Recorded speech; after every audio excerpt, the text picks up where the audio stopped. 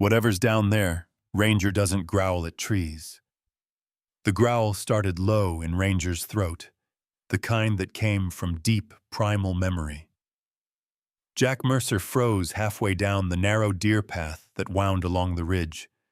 The November air was sharp enough to sting his lungs, and every breath came out in white ribbons that dissolved into the mist between the trees. The forest was usually quiet at this hour, almost reverent, as if the mountain itself was still asleep. But not today. Ranger's hackles stood straight up, his thick gray and white fur bristling against the morning chill. His body was rigid, nose pointed toward the ravine that split through the slope like an old scar. Jack had seen that posture before once outside Kandahar, when Ranger smelled a hidden IED before any of the men did. It wasn't the posture of curiosity. It was a warning. "Easy," Jack muttered, but the word was more for himself than the dog. His hand slid instinctively along the worn leather strap of the old rifle slung over his shoulder. He hadn't planned on needing it today. Just another patrol. Another day of silence in the woods, where no one knew his name, where ghosts didn't follow. The Ranger didn't move. The low growl deepened. Jack exhaled slowly, letting his combat training settle like an old heavy coat over his bones. Step by step, he moved toward the ravine boots, sinking slightly into the damp earth, pine needles muffling every sound. 30 feet away, the trees thinned. From there, the ravine dropped sharply, tangled with old roots, rotting logs, and damp moss. That's when he saw it. Half buried in shadow, wedged between two massive oaks like a dark animal with broken bones, was a black SUV. Expensive. Wrong. Its front end was crumpled windshield, spider-webbed, one rear door hanging open like a jaw unhinged. The sight didn't fit here. No trail, no road. No tracks, except the jagged scars carved through the mud where the vehicle must have plummeted down. Someone forced it here. Someone tried to make sure no one would find it. Jack felt it before he thought it. This wasn't an accident. His pulse steadied, not sped up, just steadied like it used to right before a breach. The forest had gone too quiet. No birdsong, no rustling, just the distant drip of water against stone. He crouched at the edge of the drop. Ranger pressed against his leg tail, low ears forward. The dog wasn't looking at the wreck. He was looking past it, into the shadows beneath the undergrowth. "Whatever's down there," Jack whispered, "Ranger doesn't growl at trees." The dog's lips curled just enough to show teeth. He slid down the incline with practiced ease, his boots digging into the wet earth. Twigs snapped softly under his weight. Ranger followed like a silent gray shadow.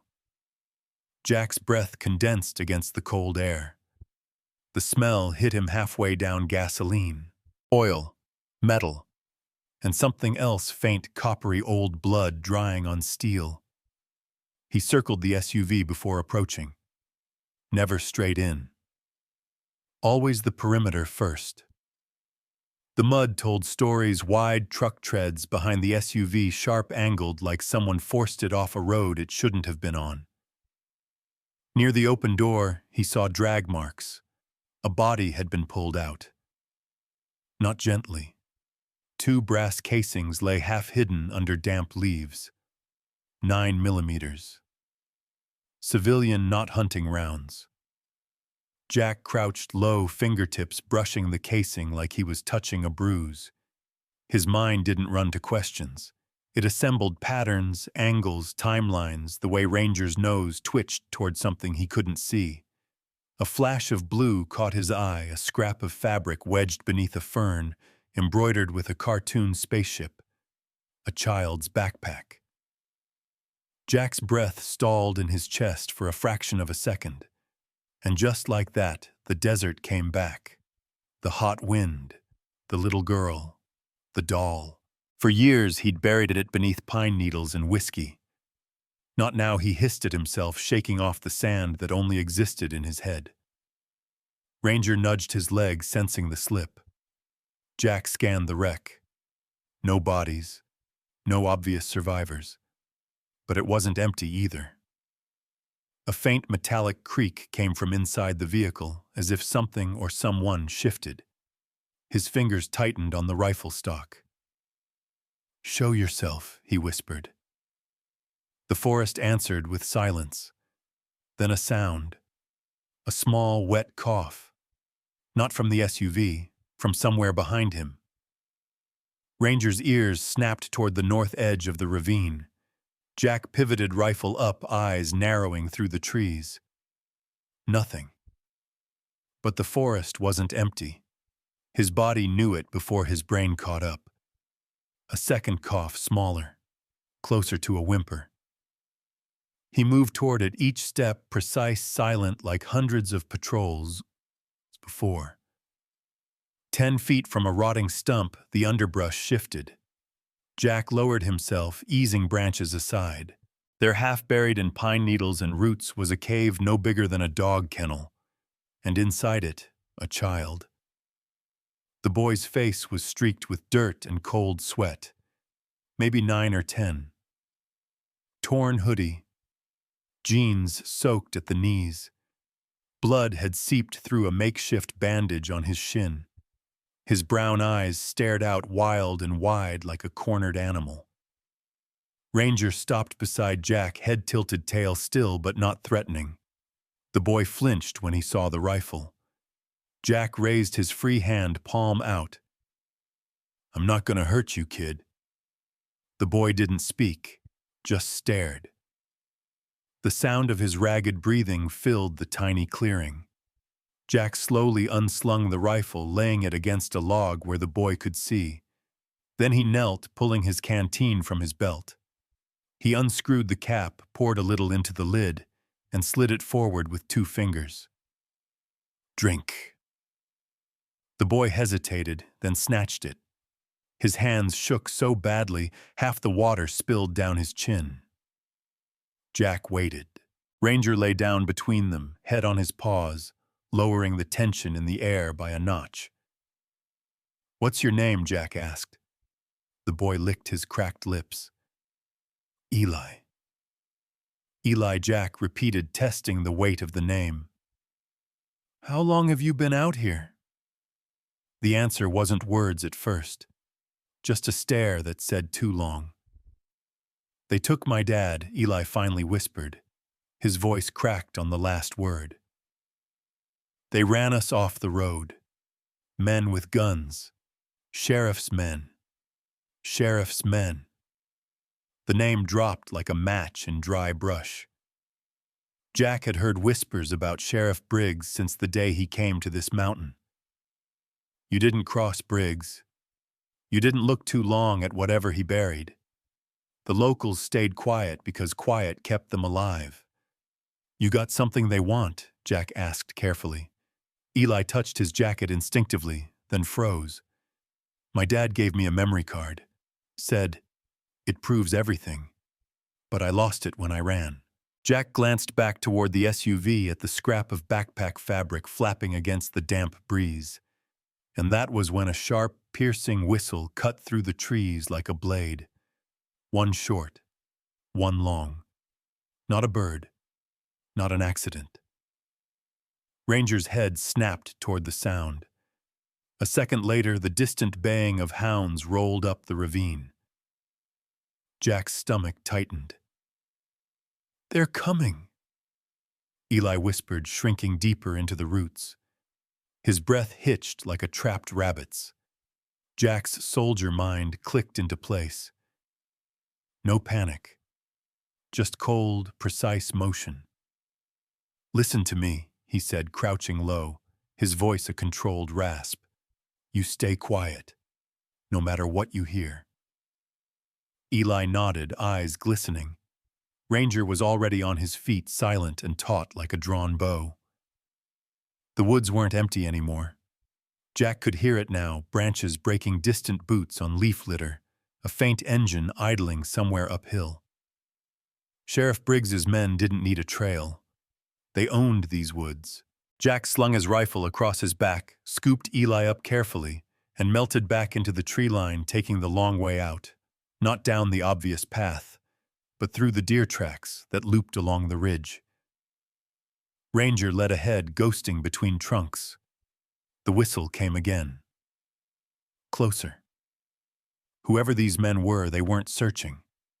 They were hunting, and Jack Mercer had no intention of letting them catch their prey. They disappeared into the trees as the first pair of flashlight beams cut through the ravine. Behind them at the wreck, the night dogs howled. The boy's pulse hammered against Jack's chest. Ranger looked back, once his amber eyes reflecting the faint light of the forest. Somewhere down the mountain, a man's voice shouted, "Fan out. Don't let the kid get far." The game had begun. Eli clung to Jack as they vanished deeper into the Smoky Mountains, the sound of boots and hounds behind them. The wrecked SUV was no longer just a mystery. It was bait, and someone wanted to make sure whatever happened here stayed buried. Jack's boots slipped in the wet moss. As he descended through the deeper trees, Eli clutched against his chest, like something fragile that might shatter if held wrong. The boy's breathing was sharp, hot with fever against Jack's neck.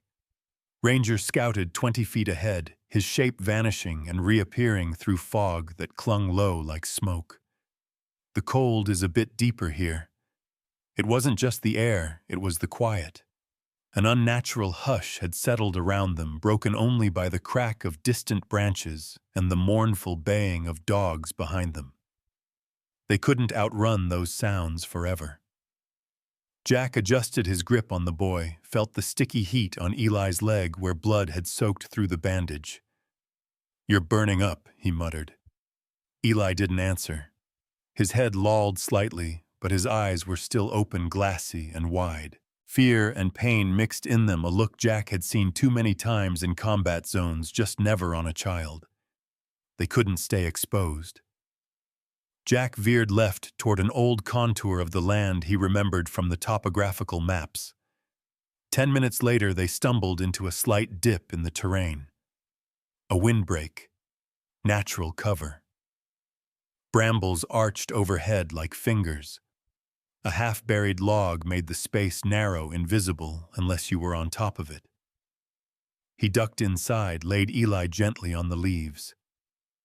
Ranger crawled in last, silently lying beside the boy, with his head up, ears swiveling. Jack pulled off his coat and covered Eli. Then he crouched at the opening and waited, rifle balanced across his knees. The hounds were closer now. Maybe a quarter mile. The whistles were sharper. The men weren't calling to each other. They didn't have to. They knew these woods. That made them dangerous. He closed his eyes, focusing on the rhythm of Ranger's breathing. He'd learned in war that silence was a weapon. So was stillness. He waited. Minutes passed like hours. Eventually, the sounds moved east. Whoever was tracking had overshot them. They were safe for now. Eli stirred, face pale and drenched in cold sweat. His lips moved, but no sound came. Jack opened his canteen and tilted it to the boy's lips. "Sip." Eli drank, coughing once, then leaned back. They were yelling. "I thought they'd find us." "They didn't," Jack said. "You're safe for the moment." Silence stretched. Then Eli turned his head slowly toward him. "You're not the first person they've tried to disappear out here," he said softly. Jack's jaw tensed. The boy's voice, so quiet, hit harder than a gunshot. "Tell me," Jack said. Eli stared at the tree canopy above, blinking like he wasn't sure this was real. "My dad was working on a story. About Sheriff Briggs. About the stuff he's done. Missing people. Land seizures. Drug pipelines running through the reservation. Said Briggs was turning half the county into his own fiefdom. No oversight. No backup." Jack's mind sifted through fragments he'd heard at the gas station in Gatlinburg. Truckers who never returned. Tourists who got lost off trail. Locals too scared to talk. Eli continued. He told me, if anything happened to him, I was supposed to run. Said the truth was on the memory card. He slid it into my jacket. But I lost it. Jack looked down at the boy's coat. Dirty, frayed, empty. I think I dropped it near the car when I crawled out. Jack said nothing. Not because he didn't care, but because every fiber of his being was calculating. They needed that card. And if Briggs knew it existed, he wouldn't stop until it was destroyed. Where's your dad now? Jack asked. They took him, Eli whispered. Right after they ran us off the road. They dragged him out. I hid and watched. His voice cracked. One of them said they were holding him until he gave up everything he knew. They were laughing. Said nobody would come looking. That Briggs ran the search parties too. Jack's stomach turned. These weren't criminals acting outside the law. These were the laws, twisting it, weaponizing it. Eli suddenly sat up, panic flashing in his eyes. They said something else. One of them. He said if they found me, they'd make it look like an animal attack. They've done it before. They'll do it again. Jack placed a steady hand on the boy's shoulder. They won't find you. You don't know that. Yes, Jack said quietly. I do. Ranger pressed his head against the boy's side. Eli's breath slowed. After a long pause, Jack looked out toward the shadowy trail behind them. I'm taking you somewhere safer. There's an old ranger station a few miles west. It's off-grid. Used to be manned in the 80s. Should still be standing. You live there, no. But I've prepped it. Just in case. Eli blinked, then nodded. Jack shouldered his rifle and picked the boy up again, heavier now, with the weight of his story. Ranger stepped ahead, ears twitching.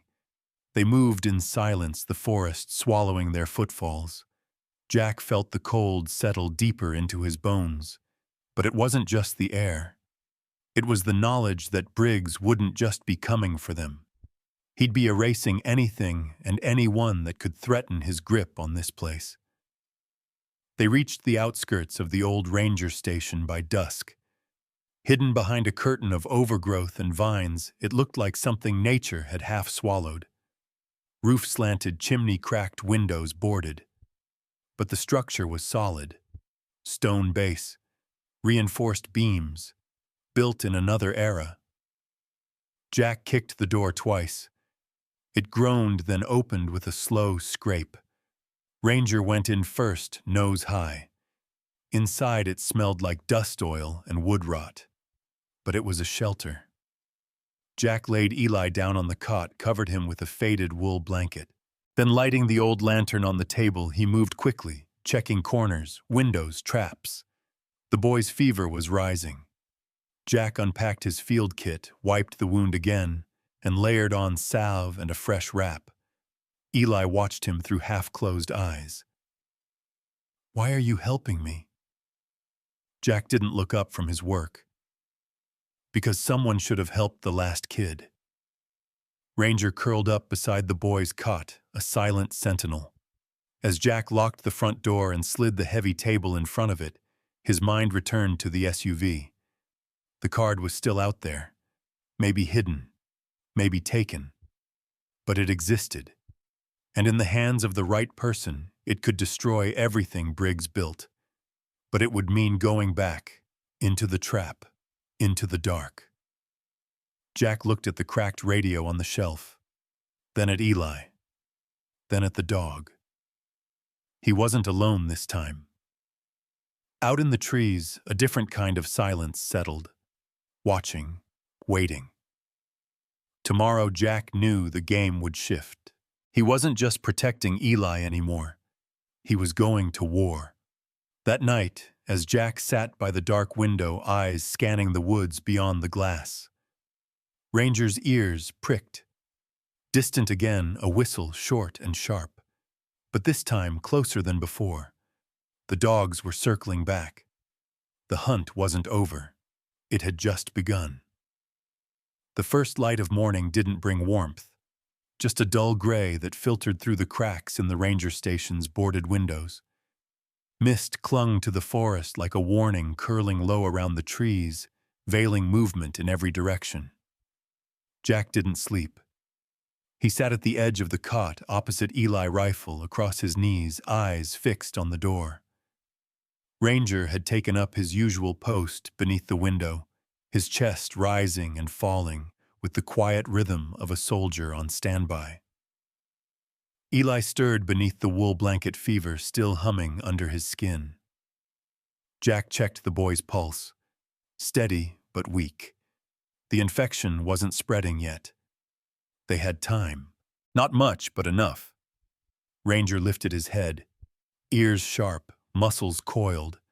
Jack was on his feet instantly, rifle raised toward the back wall. The sound was faint but distinct. Movement, slow, calculated. Not wildlife, human. He crossed the room in 3 strides, flicked the safety off, and pressed his back against the wall.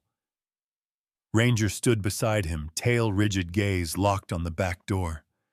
Then just above them came the creak of weight on wood. The roof. Jack signaled Ranger with a flick of his fingers. The dog moved silently to the rear of the cabin, ready. A shadow passed over the boarded skylight. Boots. Someone was up there. Scouting. Maybe placing a sensor or radio scanner. Jack held his breath. Then he heard it. A single sharp whistle. One long, one short. They're not searching. They're hunting. He didn't wait. Jack burst out the side door, circling around the back of the cabin. The instant he cleared the corner, he spotted the man on the roof, tall, lean, wearing unmarked tactical gear, and a county deputy patch half ripped from his sleeve. The man turned, startled, but not enough. He raised a sidearm. Jack dropped him with one clean shot to the shoulder. The deputy fell from the roof, crashing into the brush below with a grunt. Jack was on him before he could recover boot. On his chest rifle aimed square between the eyes. The deputy groaned, hand twitching toward the fallen pistol. Jack kicked it away. "Who sent you?" The deputy spat blood. "Briggs doesn't like loose ends. Who else is with you?" "3 teams," he grunted. "North Ridge, West Slope, and Creek Bed. Dogs, too. They'll flush you out." Jack leaned in closer. "Why the roof?" "We were told you'd use the station. Briggs knows your type." That hit like a nail through the chest. Jack pulled the man's radio, crushed it beneath his boot, then yanked a red flare from the deputy's belt. He turned back towards the cabin. Ranger stood at the doorway, ears pinned, eyes locked. Jack tossed the flare deep into the woods. Within seconds, it hissed to life, red smoke curling upward, high and visible through the thinning fog. "Let's give them a false scent," Jack muttered. Back inside, Eli was sitting up now, pale and confused. "What's going on?" Jack said, grabbing the backpack he'd stored under the cot. "We can't wait here anymore. I thought you said this place was safe." "I said it was temporary." Eli looked toward the window. "They're close, aren't they?" Jack met his eyes. "Closer than I like." The boy swallowed. "I can run. You don't have to carry me." Jack paused. It wasn't bravado. It was a survival instinct. The kind born of trauma, not courage. "All right," Jack said quietly. "But you stay between me and Ranger. At all times." Eli nodded. "Where are we going?" "Old Deer Runs. Off-grid. Southwest." "What about the memory card?" Jack glanced out the window, watching the smoke drift like a scar across the sky. We're gonna get it, but we do it smart. They moved fast and low, using game trails so narrow even deer had to bow their heads to pass. Ranger stayed in the lead, sniffing every step. Jack watched the dog's ears for changes, the best radar he ever had. Behind them, the sounds of the forest shifted. The dogs were moving, not wandering, tracking. Jack stopped at a bend where the path narrowed against a rocky bluff. He knelt, placing his hand against the earth. Fresh vibration. 4 men. 20 minutes behind, he said. Eli looked back. How do you know that Jack stood? Boot patterns. Echo. Rhythm of movement. You were like a ranger or something. I was something. They pressed on.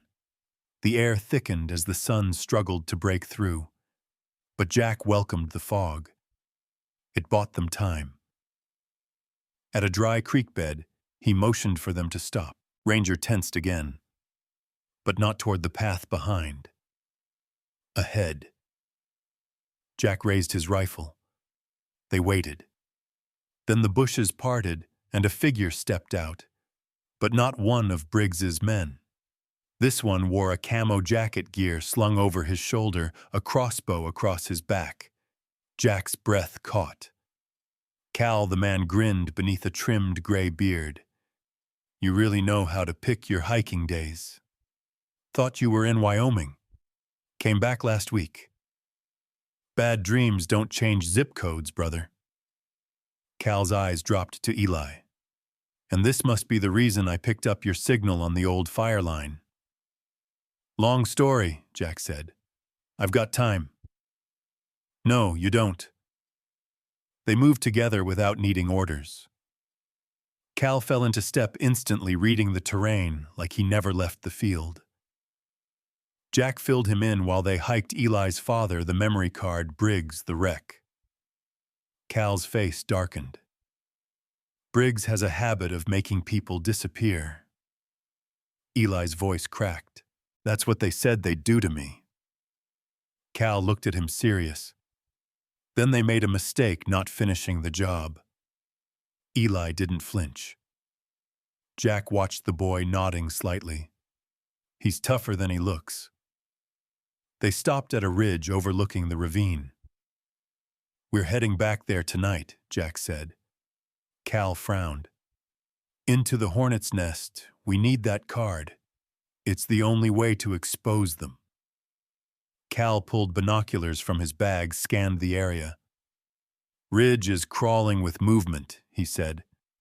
But if we come in from the southeast slope, cross through the creek, and move under cover of fog, we've got a shot. You in, Cal smirked. Always. Eli looked up at them both. You really think we can beat them? Jack placed a hand on the boy's shoulder. We're not just gonna beat them, kid. We're gonna make sure the whole damn mountain hears them fall. As night descended, the three of them crouched near the ravine, watching lights bob like fireflies' fines through the trees below. Somewhere down there was the wreck. And maybe, just maybe, the key to everything. Tomorrow they'll go back. But this time they wouldn't be running. The fire lookout station had been left for dead long before Jack Mercer ever set foot on this mountain. Built in the 60s, it sat half buried in creeping vines and forest rot, perched on a ridge no tourist would dare hike without a death wish. Its windows were gone, roof bowed, and floor warped from a decade of storm rot, but it was dry, hidden, and elevated. Perfect for ghosts like them. Jack stepped inside first, rifle sweeping from instinct. Ranger followed, nose twitching. The air stank of wet wood mold and something old like paper soaked in kerosene, but it held. Cal Booker appeared a moment later, hauling Eli in his arms like a sack of bones. The kid had tried to walk, insisted he could, but his leg wasn't cooperating. Jack motioned toward a cot that was still intact beneath a tarp in the corner. Cal set the boy down gently. One of these days, you're gonna tell me what the hell you walked into, Jack. I didn't walk into it, Jack said, checking the perimeter. It landed in my lap. You always did attract the wrong kind of trouble. Jack didn't argue. He wiped sweat and grime from his face with a rag, then dug into the emergency stash he'd buried here years ago. A box under the floorboards still sealed with duct tape and paranoia. Inside, a field radio, 3 MREs, a water purifier, a few flares, and a military-grade trauma kit. He pulled the radio out first. Dusty. Cracked. But not beyond saving. Cal was already poking around the cabin's interior. I still can't believe this place is standing.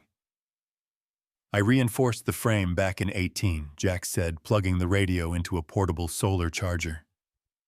Didn't think I'd need it. Just couldn't let it rot. Cal raised an eyebrow. You were prepping for war back then, or just couldn't let go, Jack didn't answer. Eli shifted in his sleep, whimpering.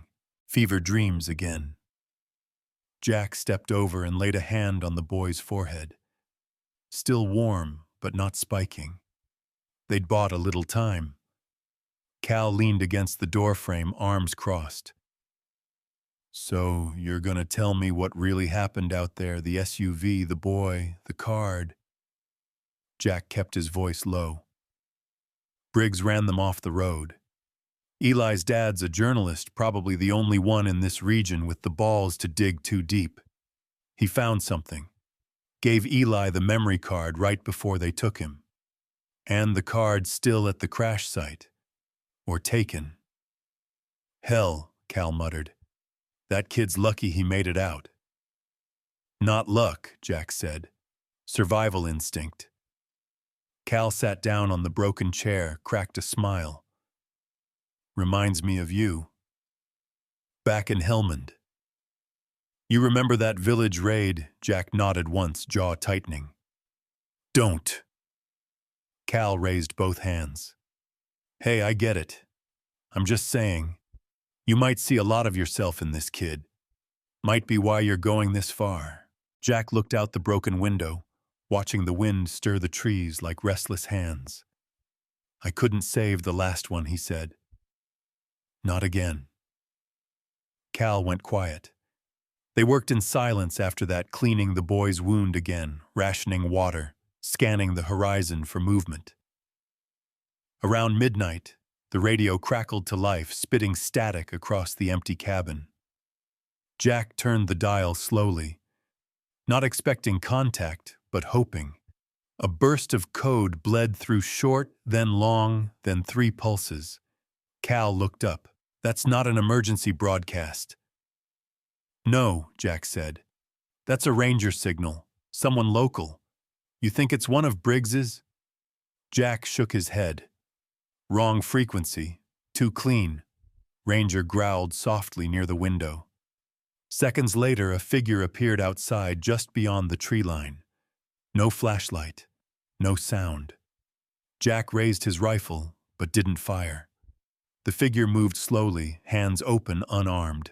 She stepped into the pale moonlight, tall, lean, in a ranger jacket with faded patches. Cal tilted his head. Well, I'll be damned. Nina Redfeather, Jack said under his breath. The door creaked as she entered, closing it behind her. I figured it was you when I saw the flare this morning, she said. Nobody else sets traps like that anymore. Jack nodded. Didn't think you were still on patrol. I'm not, she replied. Technically.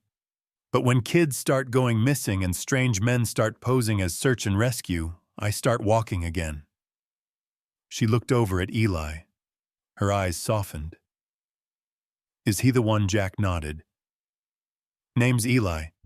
His dad's being held somewhere. Maybe worse. He's not the first kid they've tried to erase, Nina said. Not by a long shot. Cal stepped forward. You got proof. Not hard evidence, she said, but I've been tracking reports for years. Quiet disappearances. Land deals approved without witnesses. Entire families gone after challenging Briggs's seizure orders. And the worst part is people just stopped asking questions. Jack glanced at the radio. "You sent the signal, I boosted it through an old fire tower line," she said. "I figured someone out here would be listening. I didn't expect it to be you." "Lucky for us," Cal said. "No such thing," she replied. "Luck doesn't survive out here. Only people who know what they're walking into." She handed Jack a folded map, detailed annotated, and marked in red ink. "These are his patrol zones. Movement patterns. Radio dead spots. If you want to go back to the ravine, this is the only way you can make it out." Jack unfolded it, eyes scanning the topography. The red lines traced routes only someone with deep terrain knowledge could know. She'd been watching. Waiting. "This mountain remembers everything," Nina said softly, including what men try to bury.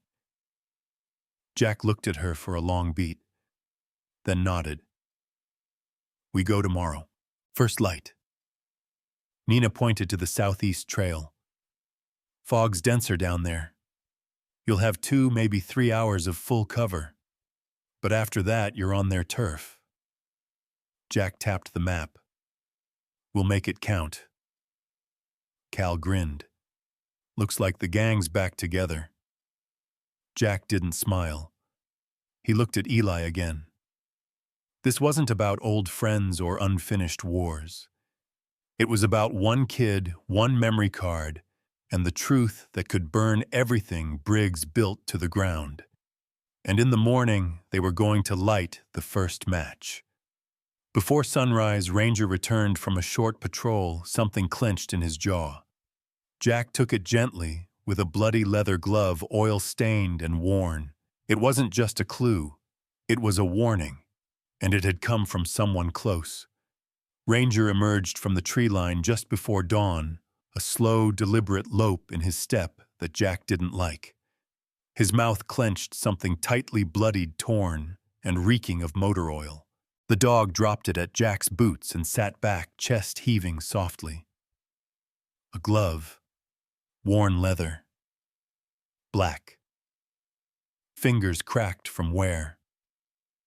Jack crouched and picked it up. A logo stitched at the wrist, Pine Ridge County Sheriff's Department. He turned it over.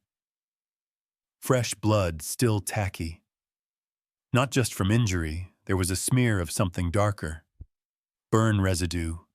Ash. Like the hand had been near fire. Nina knelt beside him, frowning. That wasn't dropped. The ranger tracked it. Jack nodded, eyes fixed on the ridge beyond. "Which means they're closer than we thought. Or someone's trying to leave a message," Cal said, joining them at the lookout's porch, binoculars slung over one shoulder. "This feels planted." Jack stood slowly, clenching the glove. "Either way, we don't wait." Behind them, Eli stirred from the cot, still pale, but the fever had broken. Jack walked over, crouched beside him.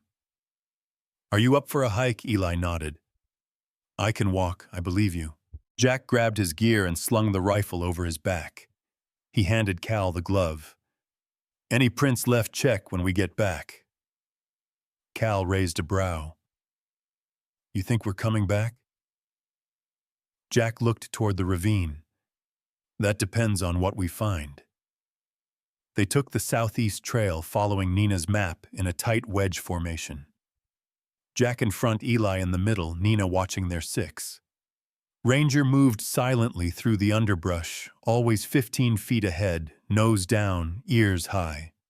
The fog rolled in heavily, wrapping around their boots and turning every tree into a silhouette.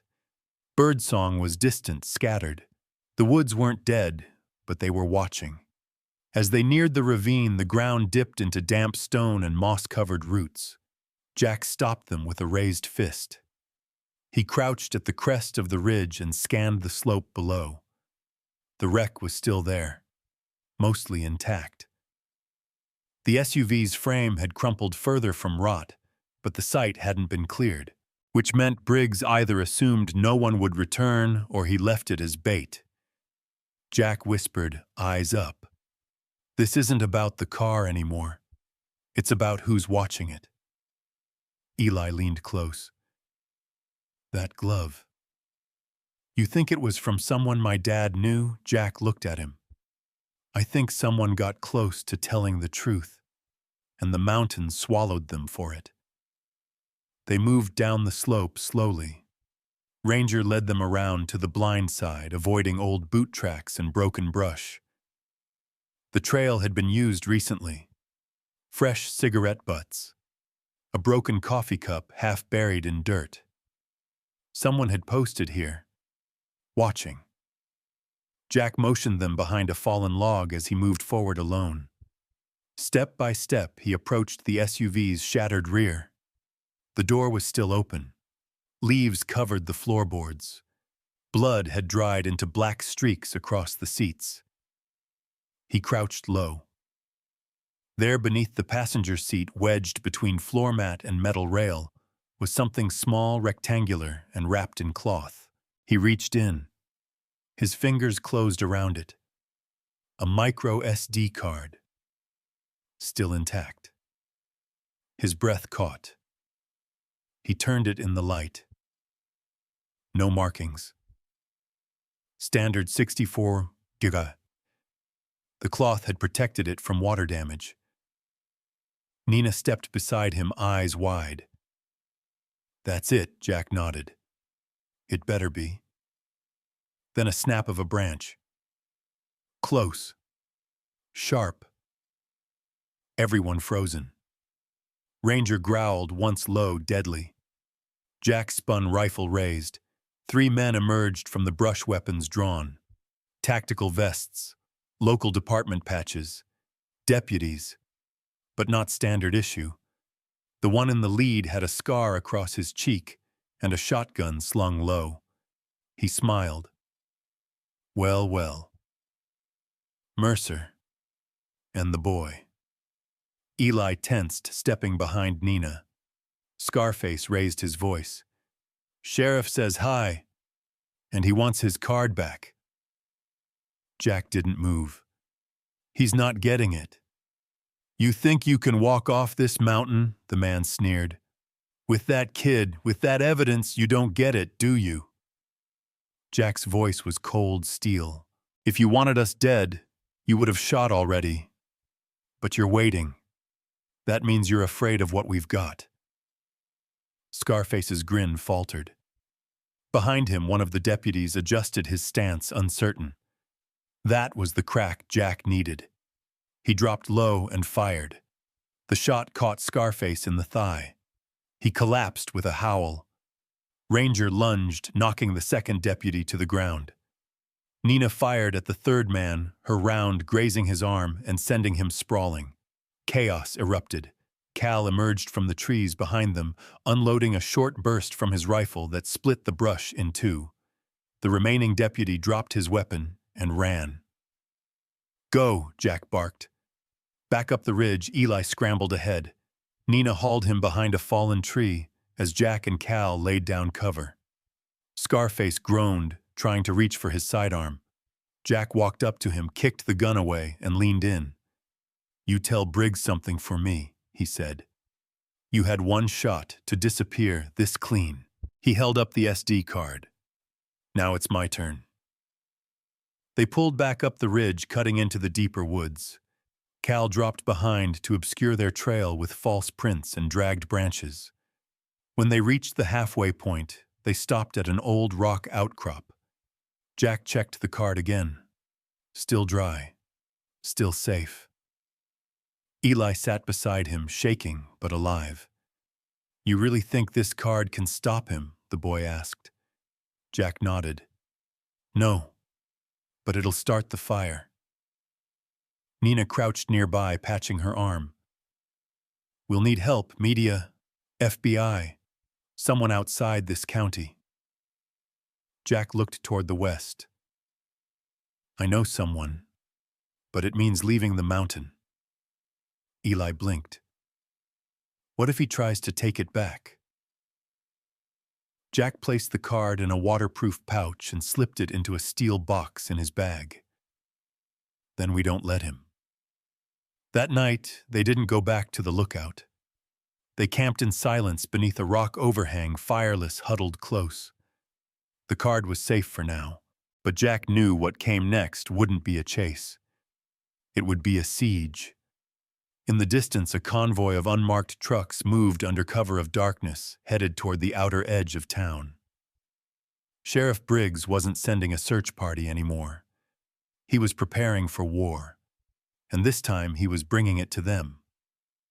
The sky burned copper as morning broke over Pine Ridge, but it wasn't sunlight that stirred the mountain. It was engines. Low, guttural, and many.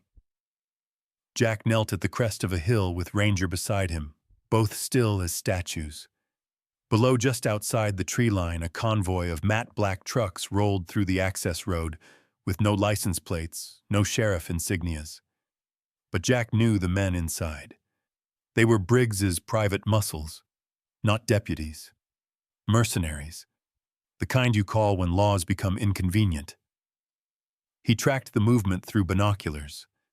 3 trucks, at least 10 men, all armed. One of them was stringing up portable cell jammers from a tall pine, another rigging a drone to launch.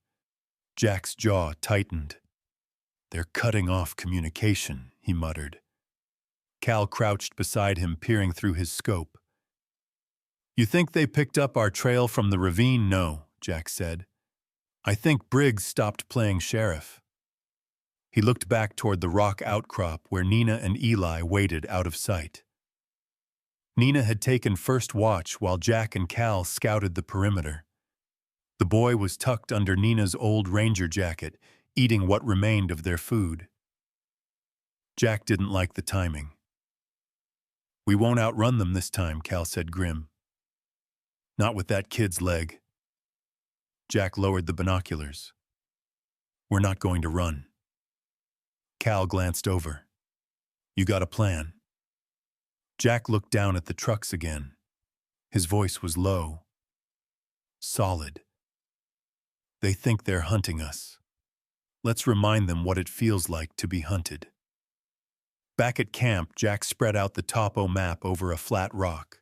Nina leaned over it, tracing her finger along a route to the old hydro station near Bear Creek. "It's decommissioned," she said. "No power, no patrol, no one's gone near it in years." "Which makes it perfect," Jack replied. "It's got elevation bottlenecks and fallback positions. We can set traps, block sight lines." Cal frowned. "That's a hike with a wounded kid." Jack looked to Eli. The boy was quiet but alert, listening, processing. "We move slow, we don't make it," Jack said. "We move smart, we make a stand." Eli spoke up. "I'll keep up, I promise." Jack nodded once. "We'll take turns carrying if needed." Nina looked between them. "So that's it, we pull them into the hydro station and hold them." Jack's eyes hardened. "We hold long enough to send the data out." He unzipped a hidden compartment in his pack, revealing a small, rugged laptop, military grade. He clicked the SD card into the side port and waited. A flicker. Then the screen lit up. Eli leaned forward. "Is it there?" The screen populated quickly with folders. Dates, audio files, photos, PDFs. Jack opened one, a grainy surveillance photo of Briggs at a private airstrip standing with a known cartel contact from El Paso. Another, transcripts of wire transfers, names of silenced journalists, a list of land acquisitions marked with red X's, each correlating to a missing persons case. Eli's face went pale. He really was right. Jack looked at him. "Your dad didn't just find corruption. He found a pipeline. And Briggs is the gatekeeper," Nina added, voice sharp. Jack closed the laptop. "We send this to every reporter bureau and watchdog in the country." "And what if Briggs destroys it before you do?" Cal asked. Jack looked up. Then we make sure someone else sends it. They moved out within the hour. The trail to Bear Creek wound through narrow valleys and thick ferns wet from recent storms. Jack and Cal took turns carrying Eli when the trail got steep. Ranger ran perimeter loops, ever watchful ears perked like antennae. By the time they reached the hydro station, the sun was bleeding into late afternoon. The structure was old concrete, cracked and stained, hidden behind a collapsed fence and strangled by ivy.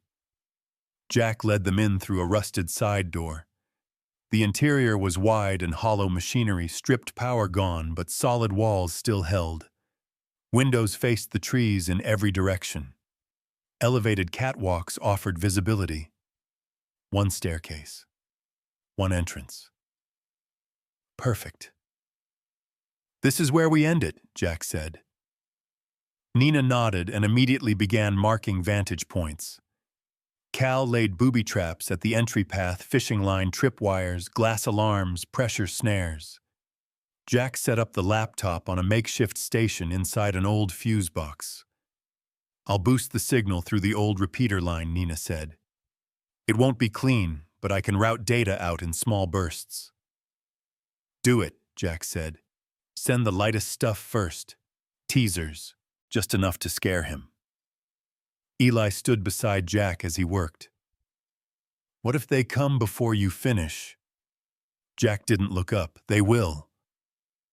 They came at dusk. A drone buzzed through the trees, first scanning infrared. Jack shot it out of the sky with one precise round. Then came the dogs, 2 of them. Ranger handled the first. Cal took down the second with a blade and a snarl. Then the trucks, 2 parked at the foot of the slope. Men spilled out in formation, tactical gear, heavy rifles, flashbangs. But they didn't rush in. They waited. Then came the bullhorn. "This is Sheriff Briggs. You've got one chance to walk out and hand over the boy." "And that card." Jack stepped onto the catwalk, visible in the frame of the broken window. He raised his own megaphone voice, sharp and clear. "We already sent the data. It's out. Every name, every dollar, every death. You can't bury it anymore." A beat of silence. "Then you're bluffing." Jack smiled. "Come find out." The first wave hit hard. Flashbangs, shattered glass smoke poured in. Cal covered the stairwell with a shotgun. Nina picked them off from the west window with sniper precision. Jack protected Eli, pulling him behind a reinforced crate. Bullets sparked against metal. One tore into the wall inches from Jack's head. But they held. Trap after trap slowed the assault. The attackers split, confused by the design. It wasn't a firefight, it was a chess game. And Jack had memorized the board. By the time the second wave fell back, the transmission bar on the laptop reached 93%. Eli clung to Ranger as the gunfire faded. "They're falling back," Nina whispered. "They're regrouping." Jack loaded another mag, face streaked with soot. "They'll bring everything next round. Maybe even Briggs himself." Cal nodded. "And we'll be ready." Down in the woods, a 4th truck rolled up behind the others. This one was older, civilian-plated. From inside, it stepped a man with a tan coat, mirrored glasses, and a shotgun slung casually over one shoulder. Sheriff Briggs had arrived, and he wasn't planning on leaving quietly. The sound of tires grinding against gravel broke the uneasy calm. Jack peered down from the shattered catwalk window, eyes narrowing, as the 4th vehicle pulled into view. It wasn't another tactical truck. It was a civilian SUV, old, tan, dusty, the kind of vehicle you'd see at a bait shop, not a war zone. But the man who stepped out was no average hunter. Briggs.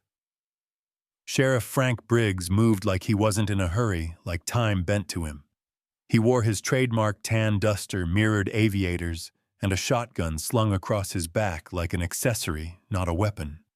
His smile was easy. Too easy. As if none of this, the shootouts, the data leak, the boy rattled him in the slightest. Jack's hands tightened around the scope. Cal saw him too, crouched behind an overturned generator. "Well," Cal muttered, "look who finally showed up to his own funeral." Nina took position beside Jack, raising her rifle. "Are we taking the shot?" Jack shook his head. "Not yet." Down below, Briggs stepped past his wounded men, barely glancing at them. He walked straight up to the base of the station, then cupped his hands and shouted. "Mercer, you and I need a word," his voice carried. Clear, controlled. Jack stood in the window again, visible under the flickering light of the old tower lamp. "You've got nothing to say I want to hear." Briggs chuckled. "Is that so? Because I've got a deal. And it only comes once." Jack didn't answer. Briggs continued, "You give me the card, you give me the boy, and you and your little squad get to walk away. No one follows. No one hunts. You disappear." Jack's voice dropped. "If I vanish now, what happens next? Another Eli. Another cover-up. I didn't bury those bodies, Briggs, but I sure as hell won't let you bury the truth." Briggs's expression didn't change, but something behind his smile twitched. A crack in the mask.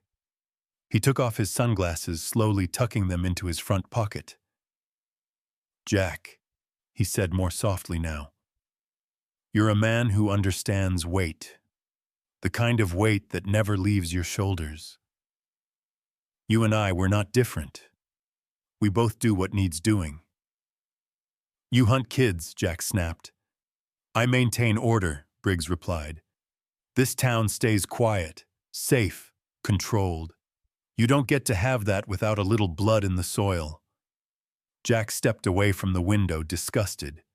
Inside, Eli sat by the laptop, watching the download bar tick up 96%. His face was pale but determined. "You're not giving him the card right?" he asked. Jack knelt in front of him. "Not a chance." Outside, Briggs raised his voice again. "Last chance, Jack. You come out now, I let the others live. You make me come in." He didn't finish. Didn't need to. The woods behind him crackled. More men are emerging. A final wave. Heavy firepower. Riot shields. Tear gas canisters. Jack looked at the others. Cal reloading quietly. Nina eyes locked through her scope. Ranger low growl rising in his chest. Eli clenching the armrest of his chair like a lifeline. This was it. Jack turned toward the radio setup. "Nina," he said, "run the last batch of files, now." "2 more minutes," she said, typing furiously.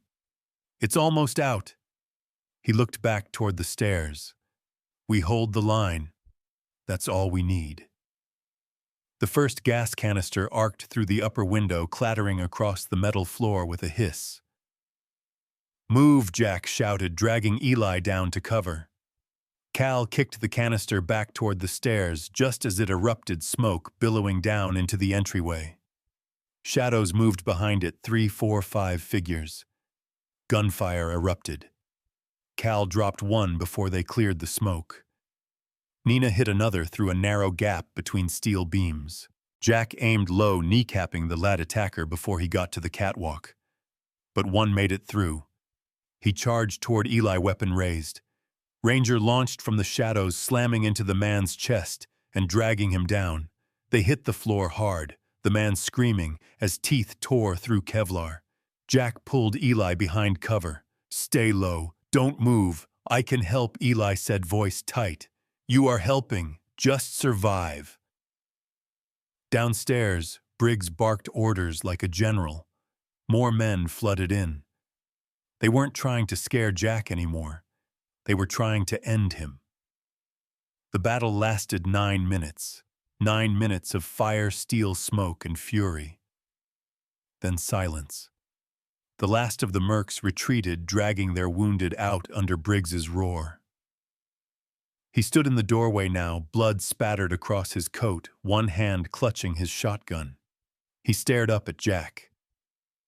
"You don't walk out of here alive, Mercer." Jack aimed his rifle. "Neither do you." Briggs grinned, teeth red. "Then let's finish it." He raised his shotgun and fired. The blast cracked through the steel girder above Jack's head, sending sparks and shrapnel. Jack returned fire, his shot punching through Briggs's side. The sheriff staggered, dropped to one knee, but didn't fall. Behind Jack, Nina screamed, "Upload complete." Jack spun, grabbed the laptop, and yanked the SD card free. He tossed it to Eli. "Keep it on you, no matter what happens." The boy nodded, eyes wide with fire and fear. Jack turned back, but Briggs was gone. Just smoke where he'd been. By the time the dust settled, the station was a ruin. Bullet holes peppered every surface. The air reeked of cordite and blood. But they were alive. Jack limped down the stairwell, rifle still ready. No movement. No ambush. Just trees. Then a voice weak from behind a fallen log. "Jack." Briggs.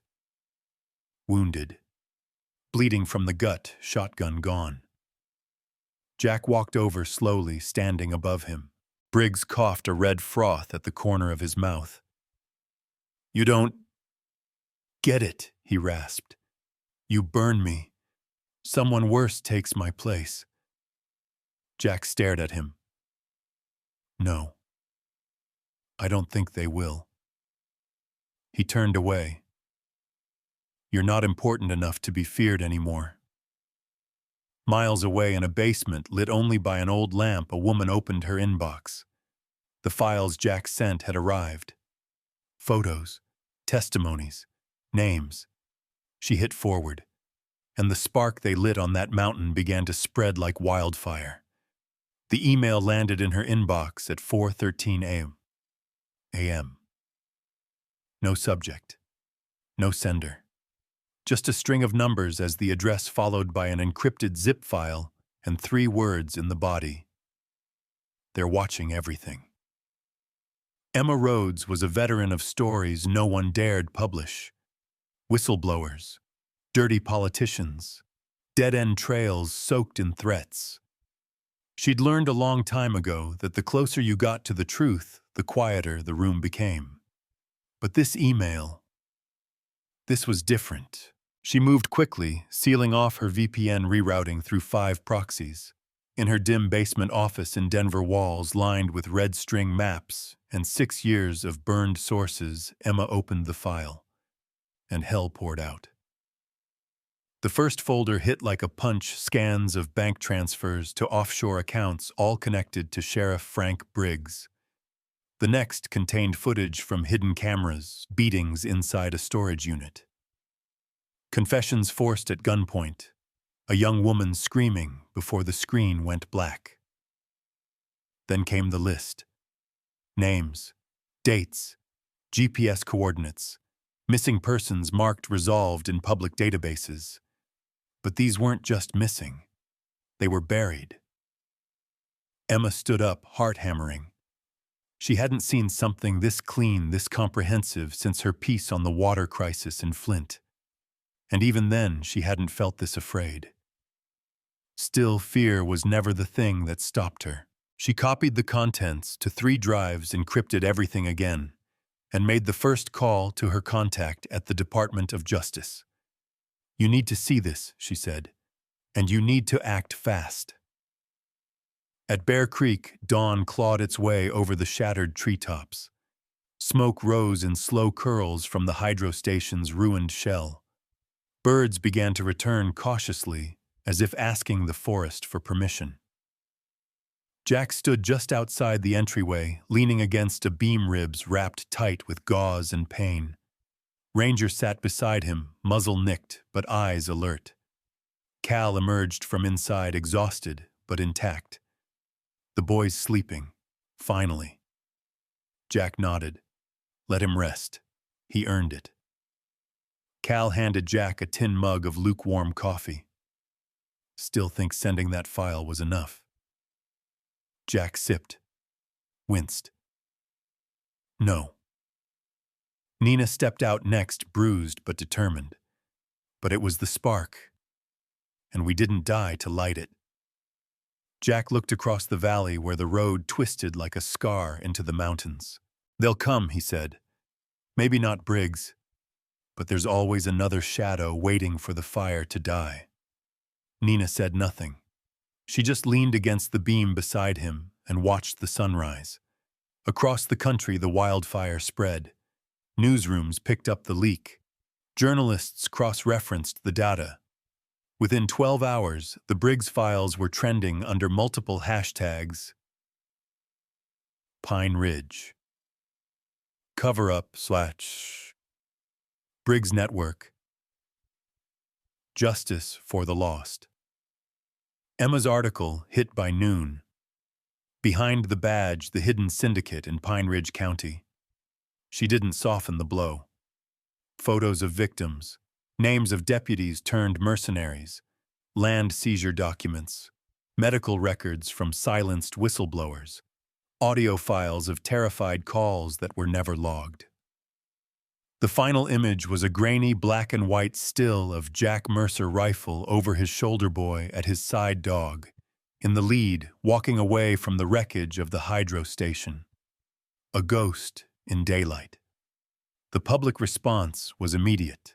Protests erupted at Pine Ridge's courthouse. DOJ launched an emergency investigation. Independent forensic teams were deployed to search the GPS sites from the leaked files. And beneath the noise, quietly, strategically, people began to vanish. Not victims, accomplices, names from the documents who suddenly fled. One overdosed in a motel. One tried to cross into Mexico. Another was found burned in a car outside Dallas. Someone was tying off loose ends. And they were late. 3 days later, in a farmhouse just south of the Colorado border, Jack sat with Eli on a front porch, overlooking dry fields and distant ridgelines. The air smelled like cedar and dirt. Safe for now. Eli held the dog tags Jack had given him. His hands had stopped trembling. The bruises were fading. "You think it'll stop now?" the boy asked. Jack didn't answer right away. He watched the horizon, then looked down at the worn steel tags. "Briggs was one fire," he said. "There are more. Different uniforms. Same game." Eli nodded. "But we beat this one." Jack glanced at him. "We didn't beat him." Eli looked confused. Jack leaned forward. "You did. You run when most grown men freeze. You fought when they told you to stay quiet. And you carried the truth farther than any of us could have." Eli blinked hard. "My dad would have..." He knew Jack cut in. "Before he died, he knew you'd finish what he started." Eli swallowed. "So what now?" Jack stood. "Now you rest, heal, learn." He started walking toward the barn. "Where are you going?" Eli asked. Jack stopped looking over his shoulder. "There's another name on that list," he said. "Someone who made people disappear along the southern border. FBI won't get there in time."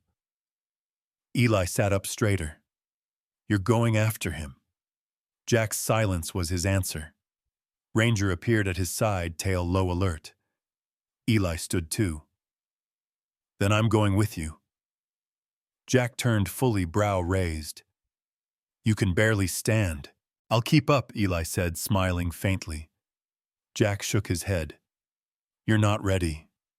But I will be." Jack didn't argue. He just looked at the boy, not broken, not scared, but carved into something solid. "Maybe someday," Jack said. "But not today." He handed Eli a folded notebook. Inside were maps, codes, training notes, and one sentence in Jack's handwriting on the first page. The world doesn't change because we hope it will change because someone dares to fight. Eli clutched it like armor. Jack nodded once, then disappeared into the tree line. Ranger followed silent and steady. And as the morning sun rose behind them, the myth of the ghost in the forest became something more. In a sleek office in Santa Fe, a man in a charcoal suit tossed his phone onto the desk after reading the headline about Pine Ridge. He turned to a younger agent across from him. "Mercer's alive," he said. The agent raised an eyebrow. "You want me to find him?" The man poured a drink, his eyes cold. "No. I want you to find what he's protecting next." The office was ice cold despite the desert sun outside. Inside, the man known to most only as Rourke stood at the floor-to-ceiling window of his high-rise in downtown Santa Fe. He didn't glance at the headline on the tablet in his hand. He'd already read it twice. Instead, his eyes remained fixed on the reflection staring back at him. Calculating. Detached. Pine Ridge uncovered sheriff's death sparks national crackdown. He exhaled slowly. Behind him, Agent Lucas Park entered crisp in a tailored gray suit. Late 30s, clean cut with a background in counter intel and black budget work so deep it didn't officially exist. Sir Park said the Mercer leak has now been verified by 5 major outlets. DOJ's launched full-scale probes into other counties flagged in the documents. At least 3 DAs have resigned. Rourke turned, and Mercer Park shook his head. Gone dark after the hydro station incident. No digital footprint. Satellite imagery caught what might have been him near Trinidad, Colorado, but it's not confirmed. Rourke moved to his desk, tapped the corner of a sleek black monitor. A map of the Southwest blinked to life, hotspots glowing like veins beneath skin. He zoomed in on the southern border. "Then we stop looking for him," Rourke said. "Start looking for whatever he's trying to protect next." Park stepped forward, nodding. "We've picked up chatter. One name keeps surfacing in encrypted cartel comms and whistleblower uploads from the Mercer leak, Elena Barrera." Rourke's expression didn't change, but something cold flickered behind his eyes. "I've heard that name before. She was a customs inspector. Fired 2 years ago under mysterious circumstances. Since then, she's been living off-grid close to the Arizona-New Mexico border. Reports suggest she's sitting on evidence of cross-border disappearances tied to federal transport contracts." Park tapped a file open, grainy photos of a woman with wind-swept black hair, scarred cheek, and wary eyes. "Some say she's got location data, burial sites, maybe even a ledger." Rourke leaned back in his chair. "And you think Mercer's going after her?" Park hesitated. "He's not a whistleblower anymore. He's a one-man reckoning. He's not trying to expose the system. He's trying to dismantle it." Rourke smiled, almost amused. "I underestimated him," he said. "We all did." Jack Mercer didn't feel like a reckoning. Not at the moment, anyway. His boots kicked up dust as he walked across a desolate stretch of road outside Deming, New Mexico. Ranger trotted ahead, occasionally glancing back, tongue hanging alert, but calm. Jack's ribs still ached. His shoulder bled through a fresh bandage, but he didn't stop. The farmhouse was half collapsed. Tumbleweeds filled the front porch. The smell of livestock and diesel floated faintly in the breeze. But the signal beacon buried beneath the windmill still pulsed its low-frequency hum. Jack followed it.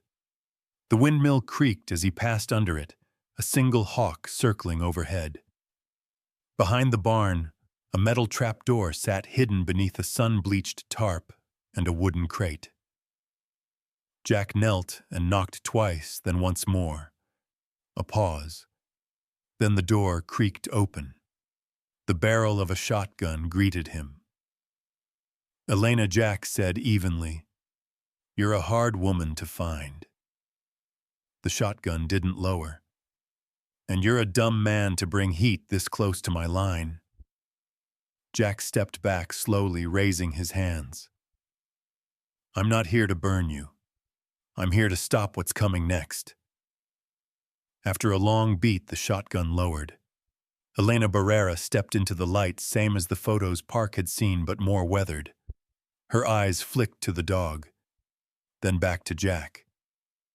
You, Mercer. He nodded. I figured you'd be taller. Jack smirked faintly. I get that a lot. She motioned for him to follow and disappeared down the steps. Inside the bunker, it was cool and cluttered. Maps lined the walls, old laptops hummed from battery packs, and shelves were filled with water filters, MREs, and stacks of coded notebooks. Jack followed her to the back, where a map of the U.S.-Mexico border stretched 10 feet across. Red pins, yellow flags, black X's. Elena lit a cigarette with a shaking hand. You saw what Briggs was doing, she asked. I lived it. She pointed to the map. Briggs wasn't the only one. There's a whole system built to move people through government trucks using fake ICE credentials. No records, no fingerprints, just gone. The cartel pays. The contractors move them. And when they ask questions, they disappear. Jack finished. Elena nodded. I tried to leak it, she said. 2 years ago.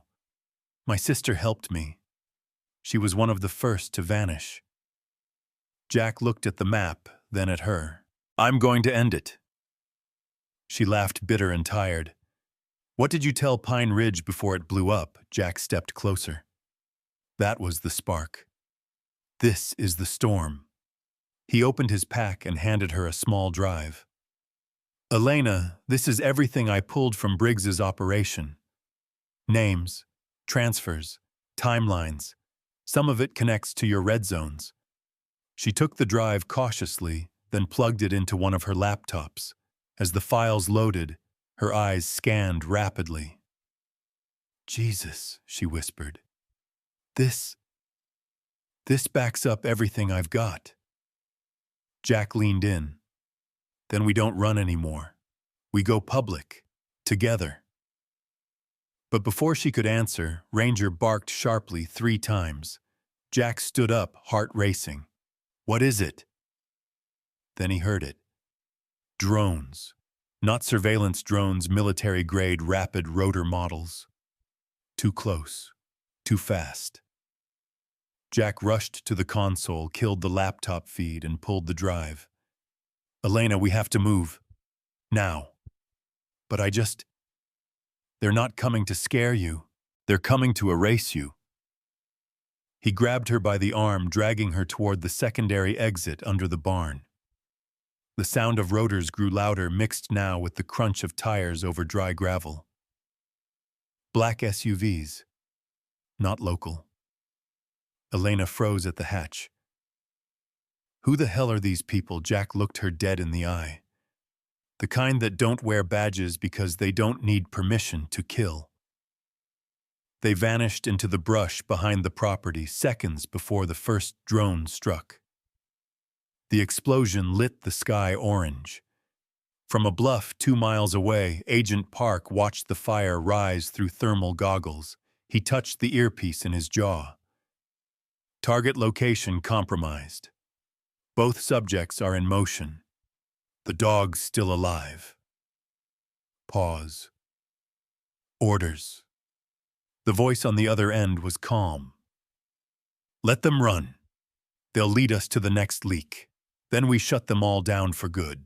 Night cloaked the desert in a black veil as Jack and Elena moved across the open plain, staying low between sand dunes and dry creek beds. The flames from Elena's bunker still painted the horizon in orange and smoke casting long shadows behind them. Ranger flanked close ears up, constantly scanning. They didn't speak for miles.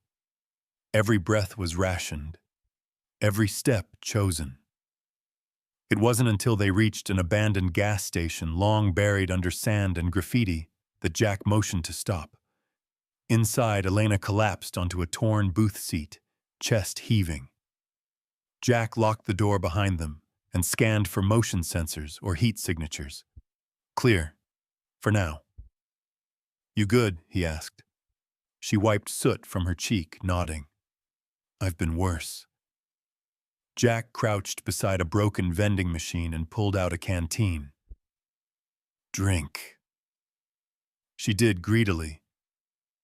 Who the hell were they? She asked. Jack didn't answer immediately. He stared out the broken window at the horizon where dust still lingered. They're off-the-books government contractors. No names, no files. They don't just erase people, they erase history.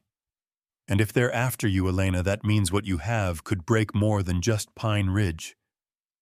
She swallowed hard. They torched everything. My backups, the drives, even my sister's necklace. That necklace had a chip in it. Jack reached into his jacket and pulled out the drive he'd yanked from her laptop before the blast. Not everything. Her eyes widened.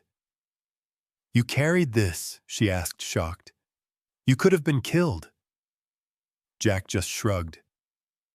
So could you. She took it slowly, hands trembling. I need time to decrypt the rest, she said. A safe place to do it. Jack nodded. I know one. Back in Santa Fe, Agent Park stood in front of a burnt-out shell that used to be Elena's safe house. The fire crews had long since left. What remained was blackened debris and twisted steel, but no bodies. His phone buzzer. Still breathing, he said into the receiver. They got out. Mercer had help. Rourke's voice crackled back. Where are they going? I have a guess, Park said. There's only one place in this region old enough, remote enough, and wired enough to finish her work. He looked north toward the jagged skyline of the Sangre de Cristo Mountains. I'll follow. Rourke was quite a beat, then said, Don't engage unless confirmed. We want the whole web, not just one spider. Park smirked. They won't see me. Jack drove through the night behind the wheel of a battered pickup Elena had stashed outside town. The desert receded behind them, the land giving way to canyons and switchbacks, elevation climbing with each turn. Elena sat silently beside him, laptop open, drive connected. The screen blinked with lines of code and a real-time decryption feed. What's in it? Jack asked without looking away from the road. Burial coordinates, ID numbers, dates, faces, even conversations. They logged everything, every transfer, every death. It's not just homeland collusion, it's contractors, politicians, even charity fronts laundering the money. Jack exhaled through his nose, and your sister Elena stared at the screen. One of the flagged IDs is hers, last seen outside of a DHS van 4 hours before she disappeared. Jack's grip on the wheel tightened. She was going to testify, Elena added. We were both ready, then she vanished. And they told me I was crazy, said she'd run. But I knew. Jack kept his eyes on the road. They gaslight everyone. It's part of the machine. Elena looked at him. How do you live with that? He answered without flinching. You don't. You just don't let it own you. They reached the old weather station just before dawn. Perched on a ridge above a pine valley, it had been decommissioned in 2009, but someone had wired it for solar and satellite backup since then. Jack's doing. One of many quiet safe houses from his ranger years.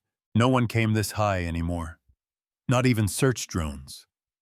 Inside, Elena booted up her system and plugged in.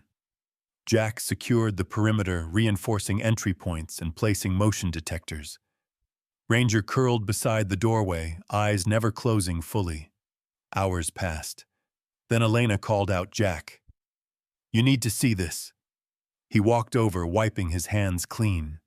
The screen showed a visual web of connections. Briggs wasn't a lone node. He was a hub, one of 6. What am I looking at? This whole network was structured like a shell company. Each sheriff or federal agent ran a region. All the evidence links back to one master coordinator. Name, she clicked once. Isaac Rourke. Jack frozen. Does that name mean something? Elena asked. He nodded slowly. Rourke's not just a coordinator. He's a ghost. Was military intelligence. Disappeared after some black-budget operations in Central America. Rumors say he rebuilt himself into a fixer for the deep state. He doesn't erase people, he rewrites history. Elena stared at the screen. If we leak this, the fallout could bring down an entire wing of the government. Jack didn't blink. Then we leak it. She nodded. Give me 24 hours. This time I did it right. From a mile out through high-powered optics, Agent Park saw the flicker of light in the station window. He keyed his comms. Target confirmed. Mercer and Barrera are inside. The station is solar-rigged. Multiple uplinks. Pause. Orders, Rourke's voice came cold and certain. Let her finish. Let her upload. Then erase the mountain. Park hesitated. Sir, that's not tactical. That's personal. A beat. Exactly. Back at the station, Elena hit Start Upload. It began to send. Jack stood at the window watching the wind move across the tree line. Something's off, he said. Elena looked up. Why, Jack's voice was low, steady. Because the silence is too loud. And that's always how it feels right before something burns. 2 hills over Park opened a long steel case and assembled the targeting beacon. Behind him, a stealth drone locked into orbit above the ridge. Elena's truth was about to reach the world, unless they stopped it with fire. Dawn broke like a bloodshot eye over the Arizona horizon. The road to Flagstaff stretched empty in both directions, 2 cracked lanes of sun-baked asphalt and silence. Jack gripped the wheel of the rusted Ford he'd hot-wired outside a Navajo truck stop, his knuckles pale. Elena sat in the passenger seat, her arm in a makeshift sling, sweat beading on her brow. Ranger rested in the back seat, head down, ears twitching every time the wind shifted. The desert wasn't still. I watched it. We've got maybe 15 minutes before they know where we're headed, Elena said, voice hoarse. The backup's in the pendant. I just need 5 on a clean line. That's all. Jack nodded. 5 minutes, he repeated. You'll get 10. She looked at him. You know what happens after this, right? He didn't answer right away, just stared at the empty stretch of road ahead. Doesn't matter what happens to me, Jack finally said, calm and absolute. What matters is that the truth doesn't vanish with the people who tried to tell it. They hit the edge of Flagstaff by mid-morning. The ranger station sat on a wooded hill just outside town, a relic from the Firewatch days now used only during dry season. Solar-powered, hardwired for emergencies. Forgotten. Perfect. They parked behind the tree line and approached low and quiet. No drones. No agents. Yet. Inside the station smelled of dust and cedar. Jack cleared the upper floor rifle ready. Elena found the satellite terminal, pulled the pendant from around her neck, and plugged it in.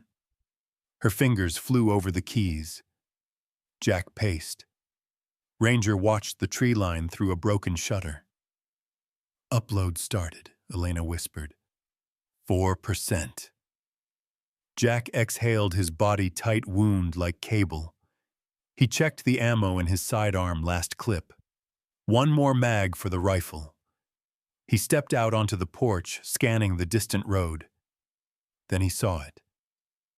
Dust. Three black SUVs' engines growling like thunder.